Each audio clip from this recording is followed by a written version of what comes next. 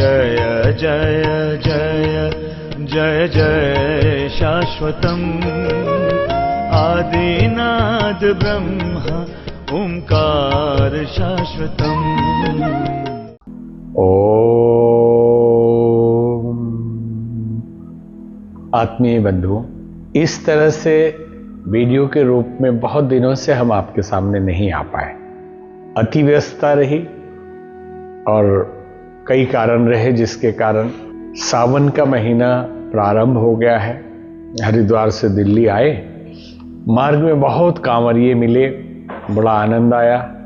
थोड़ी जाम का भी सामना करना पड़ा, तो इच्छा हुई कि अब आपको हम निरंतर कुछ न कुछ संदेश प्रत्यक्ष रूप से आके देते रहें। यूँ तो गुरु पूर्णिमा में कार्यक्रम हुआ जो लाइव आप तक पहुंच पाया था, लेकिन छोटी छोटी चीज़ें जो जीवन की हैं और अध्यात्म के कई रहस्य हैं जो हम आपको बताते रहेंगे। सावन का महीना है, तो सावन, कल ही किसी ने प्रश्न किया था कि इस सावन में ही भगवान शिव की पूजा इतनी क्यों की जाती है, सावन में जल चढ़ाने का विशेष महत्व क्या है। तो इच्छा हुई कि इसी पे आपसे चर्चा करें। 3 बातें इसमें समझ में आई।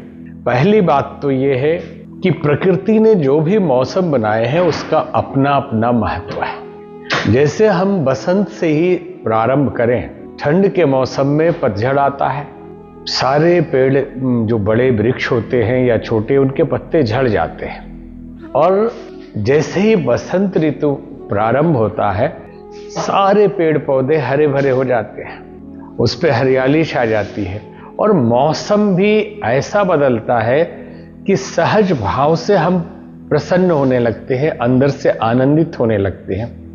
क्योंकि जीवन में कई बार बातें समझ में नहीं आती है कि हमारी मानसिक स्थिति पिछले महीने कुछ और थी, इस महीने कुछ और हो गई। कई बार दिन भर में भी मन बदलता है, जिसे आजकल कहते हैं मूड स्विंग।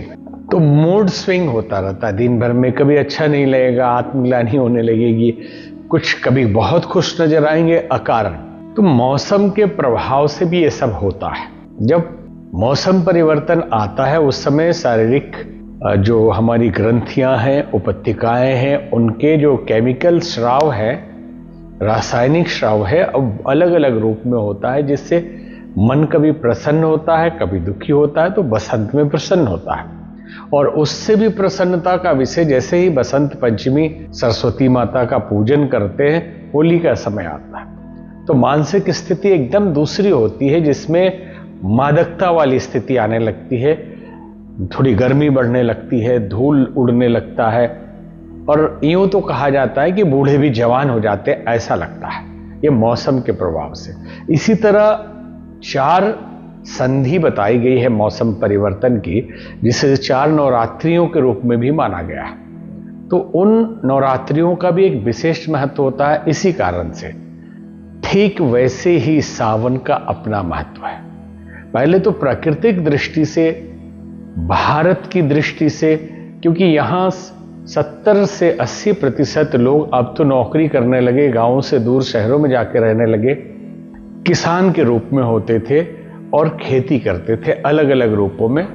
हम सब भी गांव हमने देखा, गांव में क्या आनंद होता था और होता है अभी भी, लेकिन फिर भी आज के गांव सब लोग शहर की ओर पलायन कर रहे हैं, गांव में बहुत कम लोग दिखाई देते हैं। तो किसान के लिए, जो खेती करते हैं, उनके लिए पानी की जरूरत होती है। आज भले ही नहरों के कारण और बोरिंग पंपिंग सेट से पानी मिल पा रहा है, पहले बरसात ना हो तो फिर खेती खराब हो जाती थी।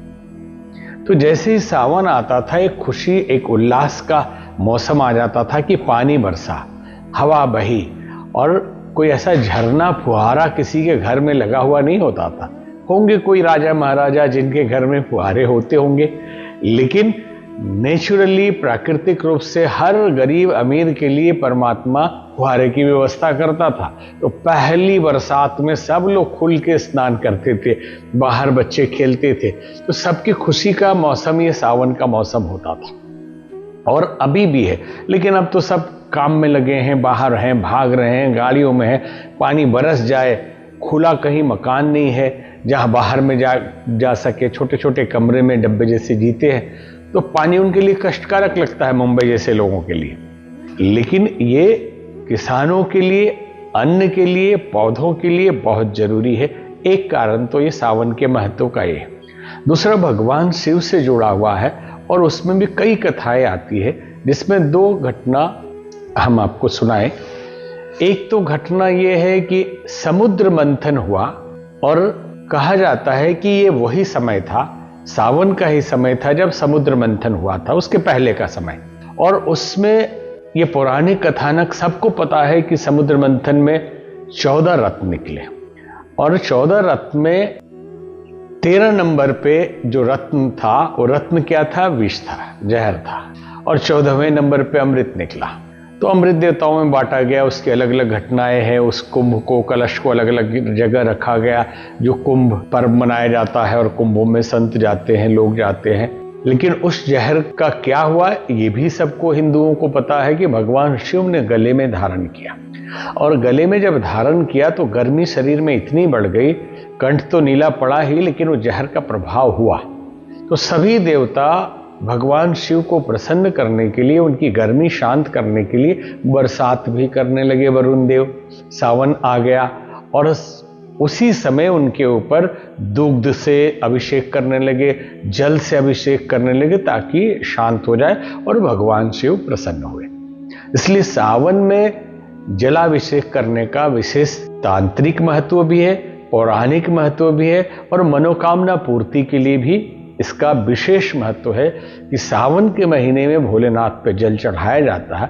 उसमें भी साधारण जल चढ़ाए तब पवित्र भाव से तब भी लाभ मिलेगा, और अगर गंगा जी का जल चढ़ाते हैं तो इसका तो बहुत लाभ है। तो अलग अलग ज्योतिर्लिंग पे लोग जल चढ़ाते हैं, अपने अपने गांव के शिव जी पे जल चढ़ाते हैं, जैसे हरिद्वार से अपने अपने गांव में ले जाते हैं, या उज्जैन महाकालेश्वर या काशी विश्वनाथ या जहाँ भी ज्योतिर्लिंग है वहाँ चढ़ाने की परंपरा है। भगवान शिव के जितने शिवालय हैं उन लिंगों पे जल चढ़ाने की और पूजन करने की विधि का वर्णन है। बैद्यनाथ धाम लाखों लोग जाते हैं, दूर तक पैदल चल के, कम से कम 110 किलोमीटर। तो ये हर मनुष्य के विकारों को दूर करने, मनोकामना की सिद्धि और भगवान महादेव को प्रसन्न करने का सावन का महीना बहुत उपयुक्त है। इसमें निश्चित ही रोज नहीं तो एकाध सोमवार तो जल चढ़ा ही लेना चाहिए। एक तो ये कारण है। एक और कारण जो 3 हमने कहा था, उसमें भगवान शिव के विवाह से जुड़ा हुआ है। कहते हैं कि जो लोग न जानते हो या नहीं जानते पूरी कथा पुराण की, या रामायण में भी वर्णन है, रामचरितमानस में, कि सती जी के मरने के पश्चात सती मरत हरिसन बर मांगा, जन्म जन्म से उपद अनुरागा। क्योंकि यज्ञ में दक्ष प्रजापति ने नहीं बुलाया भगवान शिव को, सती जी को भी निमंत्रण नहीं था, लेकिन जिद करके वो गई और वहां अनिष्ट हुआ।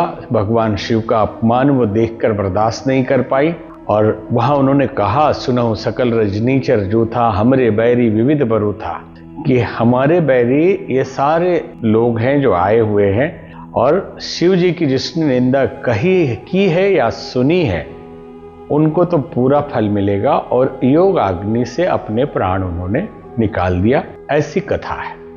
और कहा जाता है कि अंतिम क्षणों में जो हम याद करते हैं, जो स्मृति रहती है, जो कामना होती है, वैसा ही अगला जन्म होता है। तो मरते समय सती जी ने भगवान शिव जी के चरणों में स्थान मांगा था, तो पार्वती जी के रूप में हिमाचल के यहाँ उनका जन्म होता है और कठिन तपस्या पार्वती जी के रूप में वो करती हैं। नित नौ चरण उपज अनुरागा, मिश्री देह तपहि मन लागा। ये रामचरितमानस में वर्णन आता है कि शरीर भुलाकर वो तप में मग्न हो गई। और मैं रामचरितमानस में है कि सप्त ऋषि आए, फिर ऐसी बातें हुई, भगवान शिव को भी मनाया गया, तैयार हुई पार्वती जी इस विवाह के लिए। और सावन का ही महीना था जब पार्वती जी के रूप में सती जी पुनः मिली। और ऐसा वर्णन कहीं आता है कि शिव जी प्रसन्न होकर उनकी तपस्या से प्रकट हुए, वरदान दिया। उन्होंने मांगा कि हमेशा मैं हर जन्म में आपकी ही अर्धांगिनी रहूं। तो एक तो ये इसके लिए इस सावन का महत्व है। और कुंवारियों के लिए कहा जाता है कि सावन में जल चढ़ाने से उनके मनोवांछित वर मिलते हैं और जो विवाहित है उनके लिए उनकी मनोकामनाओं की भी पूर्ति होती है अगर भगवान शिव महादेव की आराधना सावन में करते हैं। ऐसे तो हर दिन महत्वपूर्ण है, फिर भी जो हमने पहले संकेत किया कि मौसम का प्रभाव होता है, समय का प्रभाव होता है, परिस्थितियों का प्रभाव होता है, तो उचित मुहूर्त में उचित अवस्था में की गई उपासना शीघ्र ही फल देती है। तो बहुत बहुत धन्यवाद। अब फिर किसी दूसरे वीडियो के साथ आपसे मिलेंगे।